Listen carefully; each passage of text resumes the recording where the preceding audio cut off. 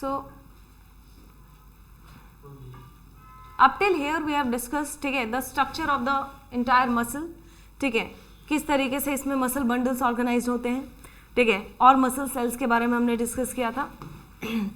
Then we discuss about the that is contractile unit of the muscle, that is the sarcomere.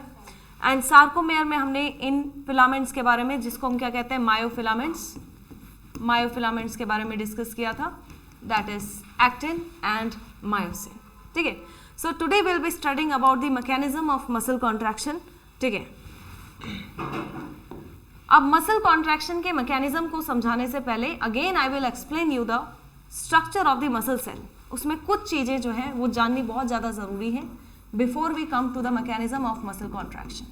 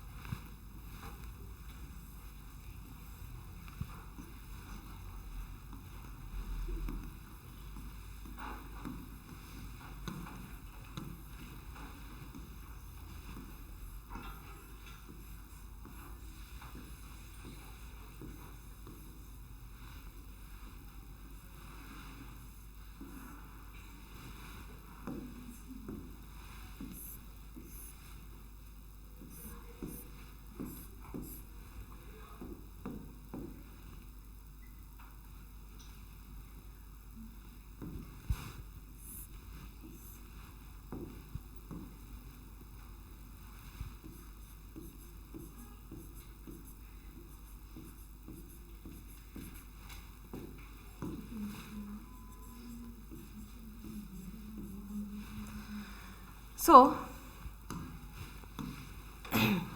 in the muscle cells, the membrane of the muscle cell first of all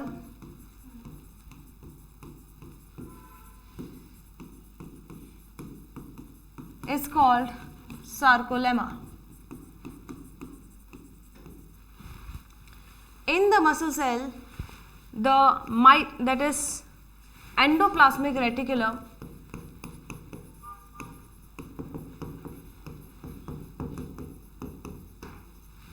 is called sarcoplasmic reticulum.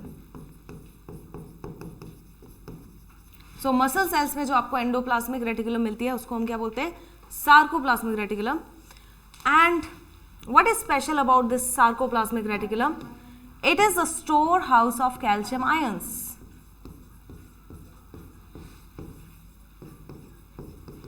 It is the storehouse of calcium ions. So let's take an example. ठीक है, ये muscle tissue को हम further थोड़ा और microscopic view इसका देख रहे हैं. So here you can see these are the that is sarcoplasmic reticulum.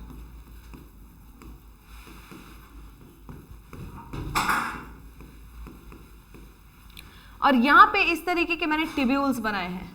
These are the tubules. इनको हम कहते हैं these are called T tubules.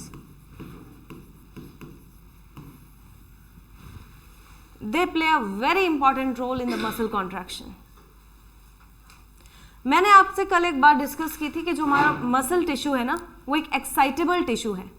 ठीक है, तो हम स्केलेटल मसल्स की बात करें, यानी कि जो हमारी अपनी विल से मूव करती हैं, तो आपकी अपनी विल कब जनरेट होगी? जब ब्रेन से मैसेज आएगा. अब वो मैसेज जो है मसल सेल के पास पहुंच तो जाएगा, ट्रैवल कैसे करेगा? तो उसके ट्रैवल करने का रूट बनाता है ये टी टिब्यूल.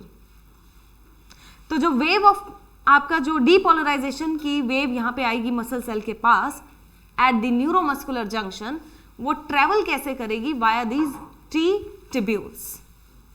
और यही टी टिब्यूल्स क्या करते हैं, इसकी मेम्ब्रेन को डीपोलराइज करते हैं, जिसके कारण से ये जो अंदर बैठे हुए कैल्शियम है ना सार्कोप्लाज्मिक रेटिकुलम के, वो बाहर आ जाएंगे.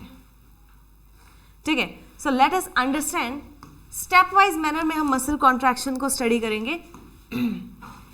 स्टेप्स ऑफ मसल कॉन्ट्रैक्शन, और इसमें सबसे पहला स्टेप समझना सबसे ज्यादा जरूरी होता है.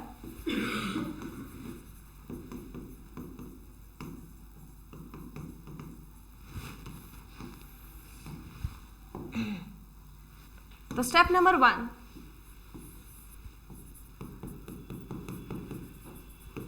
excitability of the muscle. So we say that skeletal muscles are those which work according to our own will.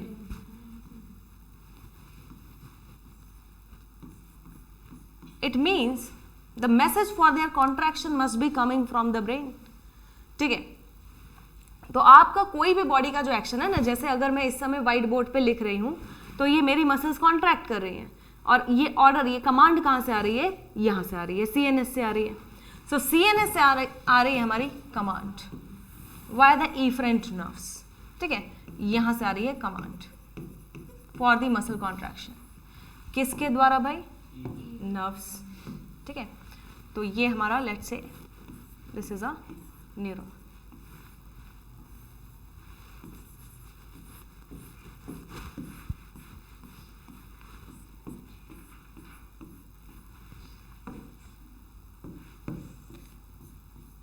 अब इसमें कंडक्शन कैसे होता है, ट्रांसमिशन कैसे होता है, that we will understand in the neuro. ठीक है, तो यहाँ पे सिर्फ हमें इतना समझना है, ये वाला जो पोर्शन होता है, डेंड्राइट्स यहाँ पे आपको दिख रहे हैं, branch dendrites, they are basically to receive the impulses. This is the portion that is called axon, that is to conduct the impulse. Conduction, transmission are two different things. Receiving the impulse, conducting the impulse, and transmitting the impulse. So, in contact of these nerves are our muscle cells. These are the muscles which will get innervated by these nerves. Okay. So, इसको थोड़ा सा और मैं detail में यहाँ पे बना रही हूँ. ये जंक्शन कैसा बनता हुआ दिखेगा, इसको थोड़ा सा मैं यहाँ पे और एलेबोरेट कर रही हूँ. तो ये आप समझ लेना, यहाँ पे this is the nerve ending. ये मैंने पूरी नर्व की एंडिंग यहाँ पे बना दी है, this is the nerve ending. और ये आपका जो है this is the muscle cell. ठीक है, ये मसल सेल है, this is the muscle cell. Okay, अब देखो, जैसे ही इम्पल्स नर्व एंडिंग पे आता है, what is going to happen in this nerve ending. यहाँ पे ना आपको कुछ वेसाइकल्स मिलेंगे. Here you will find some vesicles where some chemicals are found, and these chemicals are called neurotransmitters. तो इन वेसाइकल्स के अंदर आपको क्या मिलते हैं, न्यूरोट्रांसमीटर्स. जैसे ही इम्पल्स नर्व एंडिंग पे पहुंचती है, यहां पे क्या होता है, there are some calcium ions that are released here. Calcium ion का जो रिलीज है वो इन वेसाइकल्स का जो है, इन वेसाइकल्स को इस मेम्ब्रेन के साथ, इस मेम्ब्रेन को हम क्या बोलते हैं, this is called pre synaptic membrane. Calcium ions का इफ्लक्स जो है ये इन वेसाइकल्स को प्री साइनेप्टिक मेम्ब्रेन के साथ फ्यूज करा देता है, लाइक दिस. और ये प्री साइनेप्टिक मेम्ब्रेन के साथ जब फ्यूज होंगे तो क्या होगा, they will release these chemicals in this space that is called synaptic cleft. इस स्पेस में ये क्या कर देते हैं, केमिकल्स को रिलीज कर देते हैं. और ये है अब आपका मसल सेल. अब मसल कॉन्ट्रैक्शन तो तभी इनिशिएट होगी ना जब मसल सिग्नल को रिसीव करेगा. तो हम सबसे पहली बात तो यही सीख रहे हैं कि ये मसल जो है ये इम्पल्स को रिसीव कैसे कर रहा है. तो there must be some receptors present on the membrane of the muscles which will to which these neurotransmitters are going to bind. तो ये जो न्यूरोट्रांसमीटर्स यहाँ पे रिलीज हुए हैं, they will bind with these that is receptors. इनकी binding से क्या होगा, anti receptor binding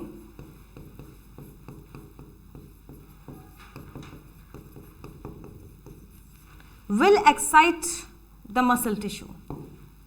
It will create the membrane permeability changes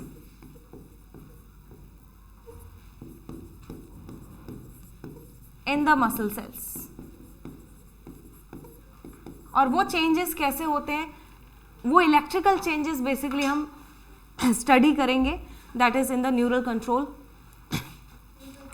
only then you will understand this thing, ठीक है। तो सबसे पहले क्या हुआ, मसल टिश्यू एक्साइट हुआ, कैसे हुआ, दिस जंक्शन जहां पे ये नर्व और मसल मिलती है, this is called the neuromuscular junction, और इसको मैंने यहां पे थोड़ा सा डिटेल में बना दिया, this is the neuromuscular junction. सबसे पहले क्या हुआ, जो इम्पल्स है वो यहाँ पे आई नर्व एंडिंग पे, these vesicles will bind with these presynaptic membranes and they will release their chemicals in this space. These chemicals are going to bind with the receptors of the muscle cell and that is when the membrane permeability changes will happen. The muscle cells will get excited. ठीक है, अब ये excite तो हो जाएंगे, but who will transmit this wave of excitement? These T tubules. तो ये T tubules, जैसे ये membrane क्या हो गई, अगर excite हो गई, इसमें क्या हुआ, देखो चेंजेस आएंगे। सबसे पहले तो ये अभी इस तरीके से चार्ज है, इसके अंदर जो चेंजेस आएंगे तो इसकी वजह से क्या होगी, ये बाहर की तरफ माइनस हो जाएगा और अंदर की तरफ प्लस हो जाएगा। So that we will understand later on, ये माइनस प्लस क्या है वो बाद में पढ़ेंगे, अभी सिर्फ आपको ये जानना ज़रूरी है कि ये प्रोसेस इनिशिएट कैसे होता है, ठीक है। अब ये मसल कॉन्ट्रैक्शन की वेव यहाँ तक आ गई, टी ट्यूब्यूल्स, टी ट्यूब्यूल से क्या होगा प्लस ये जो वेव ऑफ कॉन्ट्रैक्शन है इसकी वजह से क्या होता है, ये जो सार्कोप्लाज्मिक रेटिकुलम के अंदर कौन स्टोर्ड है, कैल्शियम आयंस, इनका रिलीज हो जाएगा, these calcium ions will be released, ये सारे कैल्शियम आयंस यहाँ से बाहर आ जाएंगे, ठीक है। So this wave of excitement will cause the sarcoplasmic reticulum, that is the storehouse of calcium, to release the calcium ions. Now the process will start. अब muscle contraction start होगी, ठीक है। तो मैं आपको ये Z लाइन की मदद से ही पूरा समझाऊंगी। ये आपके कौन थे, एक्टिन फिलामेंट्स, यहाँ पे मैं एक एक्टिन फिलामेंट ले रही हूँ और एक आपका मायोसिन फिलामेंट, ठीक है।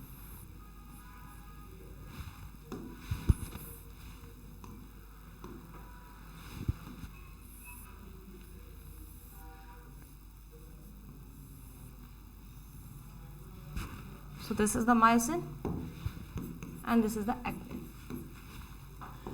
Now you know कि actin filament पे क्या होता है, there is a protein that is distributed here and that is called troponin. And I told you this troponin is the main villain, ठीक है। This troponin basically it is masking the myosin binding site on the actin filament, ठीक है। Right now it is masking the myosin binding site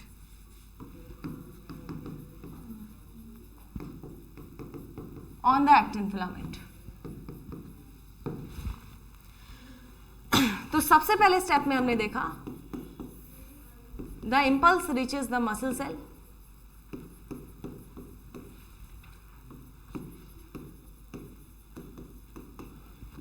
step number 2, release of calcium ions from the sarcoplasmic reticulum.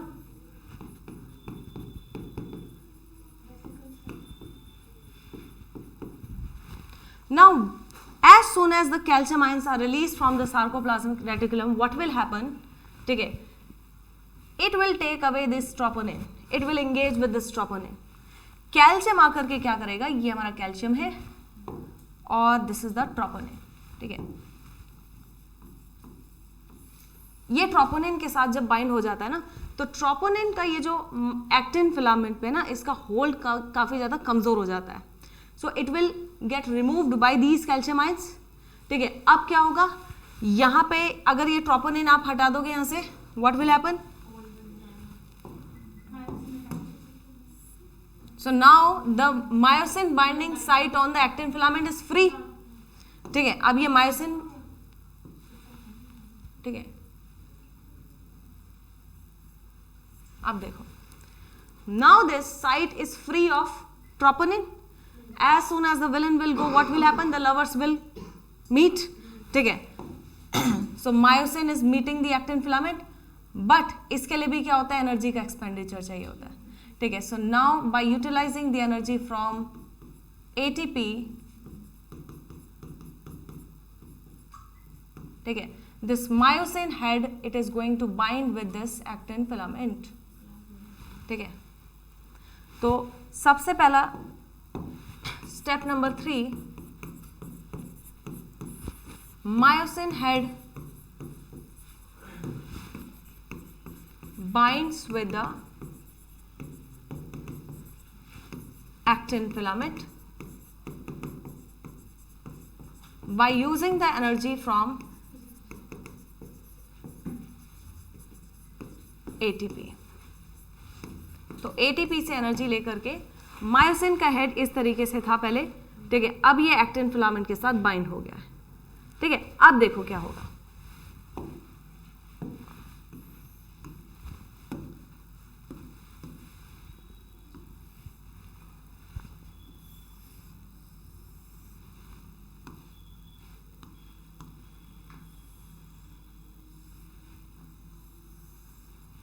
अब ये myosin और actin के बीच में by using this energy from the ATP formation of a bridge is taking place here. This is what you call cross bridge. So step number 4, formation of cross bridge.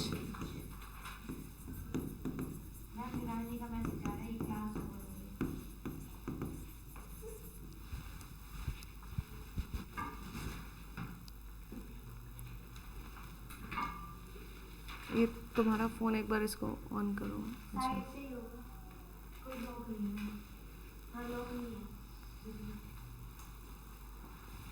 Link change होता है कि same रहेगा?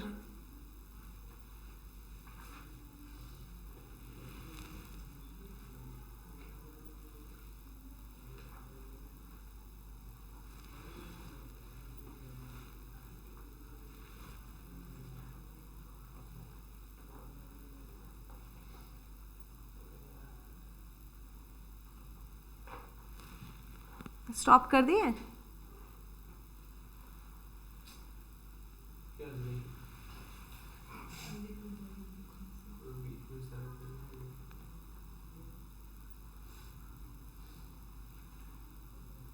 ठीक है, चलो video तो वैसे होगी अपलोड. ओके, अब देखो क्या होता है. अब ये एटीपी से जब इसको एनर्जी मिलती है ना, तो इसको this energy is basically sufficient for the myosin filament to get its head tilted like this. सबसे पहले इसका हेड इस तरीके से था रेस्ट पोजीशन पे, फिर ये क्रॉस ब्रिज बना. अब ये हेड जो है by utilising the energy from the ATP it will tilt like this. और जब ये टिल्ट होगा तो सपोज कर लो ये जेड लाइन है, ये एक्टिन फिलामेंट है, ये एक्टिन फिलामेंट कहाँ जाएंगे? इनवर्ड्स. इस तरीके से ये जेड लाइन है ना, ये मायोसिन का हेड ऐसे जब टिल्ट हुआ ये अंदर की तरफ आए. अब imagine this as a sarcomere, all the actin filaments coming inward, muscle contraction. ठीक है,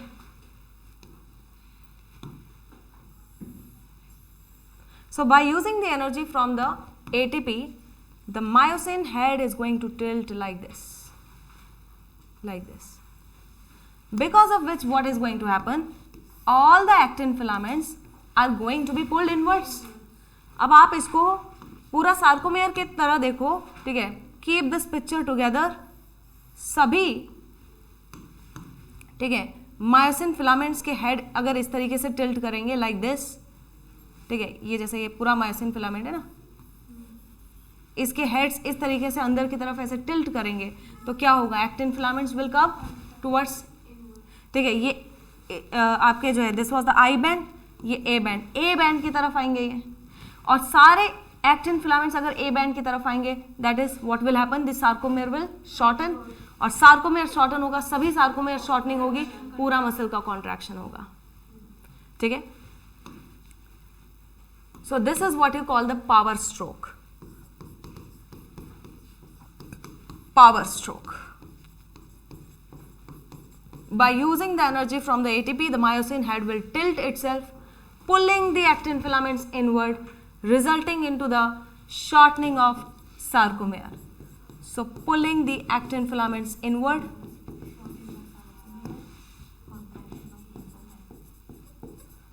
शॉर्टनिंग ऑफ सार्कोमेयर।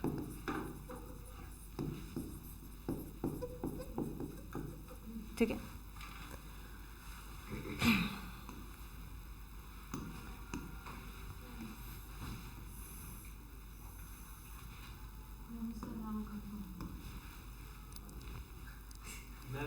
कॉन्ट्रैक्शन के समय ऐसी कोई चीज है जो कॉन्ट्रैक्ट होती है सेम साइज में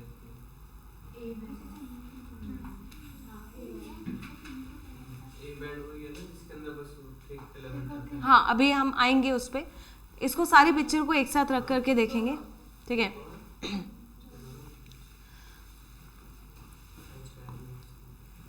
ठीक है। नाउ जैसे ही इसकी एनर्जी एग्जॉस्ट हो जाती है, क्या होता है कि सारा ये जो मायोसिन हेड्स हैं ये वापस अपनी पोजीशन पे आ जाते हैं। ठीक है, अब क्या होगा, फिर से ये क्रॉस ब्रिज टूटेगा और क्रॉस ब्रिज तोड़ने के लिए भी एटीपी लगता है। ठीक है, remember to even to break this cross bridge ATP is needed. और यही कारण है कि आफ्टर डेथ जब बॉडी से सभी एटीपी खत्म हो जाते हैं तो मसल्स जो होती है वो स्टिफ्ड स्टेज में रह जाती है, क्योंकि क्रॉस ब्रिज तोड़ने के लिए भी एटीपी चाहिए। तो यहां से क्या होगा, फिर से ये मायोसिन का हेड अपनी पोजीशन पे आ जाएगा। फिर से जब नया एटीपी आकर के यहाँ पे बाइंड होगा, फिर से क्रॉस ब्रिज बनेगा, क्रॉस ब्रिज बनेगा, फिर ये एनर्जी यूज करके क्या होगा, टिल्ट होगा और the same thing is going to happen. तो ये सारे प्रोसेस रिपीट होते रहेंगे। कब तक? जब तक ये साइट एक्सपोज है, जब तक, ठीक है, इस एक्टिन फिलामेंट पे मायोसिन बाइंडिंग साइट एक्सपोज है तब तक। और वो कब तक है? जब तक कैल्शियम आयन की अवेलेबिलिटी है। और वो कब तक है? जब तक नर्व इंपल्स रिसीव हो रहा है। और यही कारण है कि दिमाग का कोई हिस्सा अगर डैमेज होगा तो मसल पैरालाइज होगी। ठीक है, नाउ यू अंडरस्टैंड? ठीक है, now let's keep all these events together. अब आपको ये इवेंट्स मैं सार्कोमेयर में दिखा दूं, क्योंकि सबसे कंफ्यूज करने वाला पॉइंट यही है कि कौन से बैंड की शॉर्टनिंग हो रही है, किसकी साइज रिटेन रह रहा है।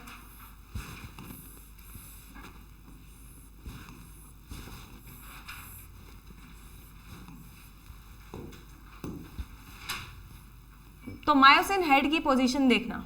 ठीक है, ये इस तरीके से था ना, ये तो मीरोमायोसिन है।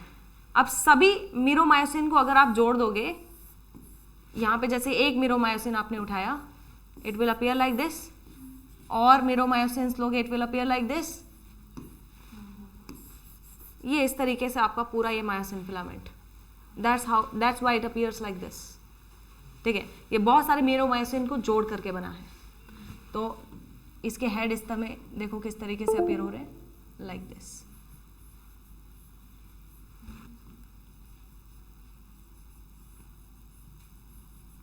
तो मायोसिन हेड की पोजीशन देखो। सबसे पहले क्या हुआ, ये हमारे टी ट्यूब्यूल्स, ठीक है, इनके through wave of contraction I, plus sarcoplasmic reticulum से कौन रिलीज हुए, कैल्शियम।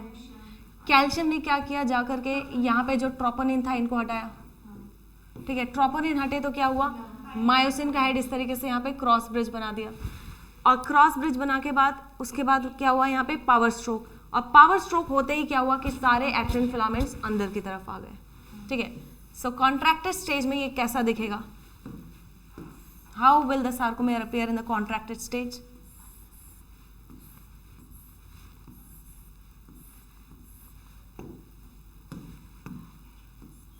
तो ये क्रॉस ब्रिज बना and ultimately power stroke like this. ठीक है, और पावर स्ट्रोक होते ही actin filaments are pulled inwards. तो एक्टिन फिलामेंट्स को आप अंदर की तरफ ले आओगे तो इसकी क्या हो जाएगी, लेट्स से ये अगर इसकी ओरिजिनल पोजीशन थी, अब इसकी पोजीशन क्या हो जाएगी इस तरीके से, क्योंकि सारे एक्टिन फिलामेंट्स कहाँ पे आ गए, अंदर की तरफ आ गए। तो ये सारे एक्टिन फिलामेंट्स इस तरीके से, ये ओरिजिनल लेंथ थी हमारी सार्कोमेयर की और ये आफ्टर द कॉन्ट्रैक्शन। अब यहाँ पे एक चीज मुझे बताओ कि हमने जो बैंड्स पढ़े थे, this was the I band, this was the A band और this was the I band. कौन से बैंड की लेंथ रिटेन रहेगी और कौन से की चेंज होगी when the muscle contraction will happen. Okay जब ये एक्टिन फिलामेंट्स अंदर की तरफ आ रहे हैं तो आई बैंड की लेंथ क्या होगी भाई, कम होगी ना, क्योंकि आई बैंड क्या है जहाँ पे सिर्फ आपके एक्टिन फिलामेंट्स हैं, तो आई बैंड विल शॉर्टन। लेकिन क्या ये मायोसिन की लेंथ चेंज हो रही है भाई? ए बैंड की लेंथ वहाँ एक मायोसिन के एंड से लेकर के दूसरे एंड तक है, क्या इसकी लेंथ छोटी हो रही है? नहीं। तो A band will retain its size, but since actin filaments are moving inwards, I band will shorten. तो A band will retain the size, I bands will shorten. ठीक है,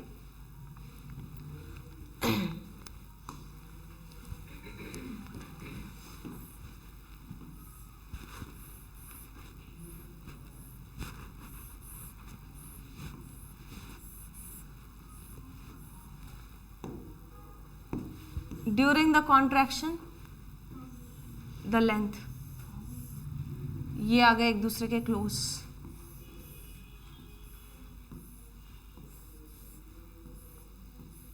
during the maximum contraction they will even overlap, पूरा I band खत्म हो जाएगा। Maximum contraction पूरा I band खत्म हो जाएगा। यहां पे अभी आई बैंड छोटा सा रह गया, ठीक है,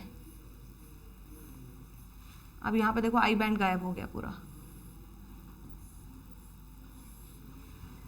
तो इस तरीके से this is how the shortening of sarcomere is taking place.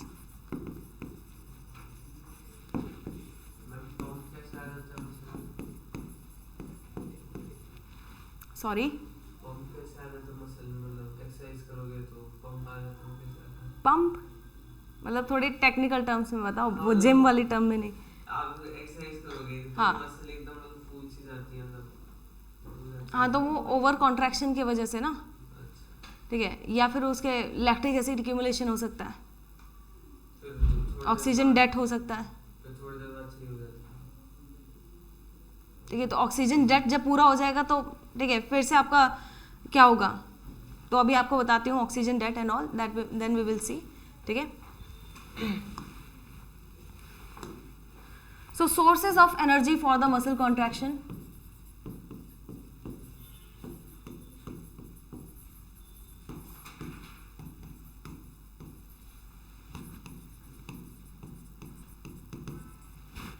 So क्यों किसी फिजिकल वर्क के दौरान एनर्जी लगती है? क्योंकि मसल कॉन्ट्रैक्शन को एनर्जी चाहिए, और उस एनर्जी के सोर्सेज क्या क्या होंगे? सबसे पहला तो भाई आपका ग्लाइकोलिसिस, ठीक है। So glycolysis means break down of glucose into 2 molecules of pyruvic acid. Number 2 Krebs cycle,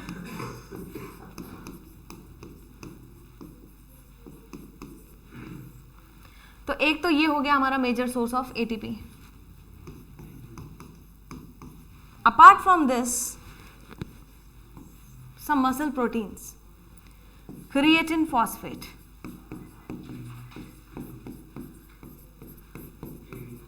creatine phosphate जो होता है ना, that is creatine phosphate,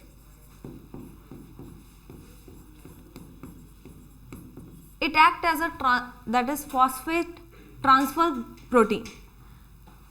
ये अपना जो फॉस्फेट है ना, ये किसको दे देगा? एडीपी को, और इससे क्या बन जाएगा हमारा? Creatine plus ATP. Again this ATP will become the source for muscle contraction, ठीक है। और कोरीज साइकिल,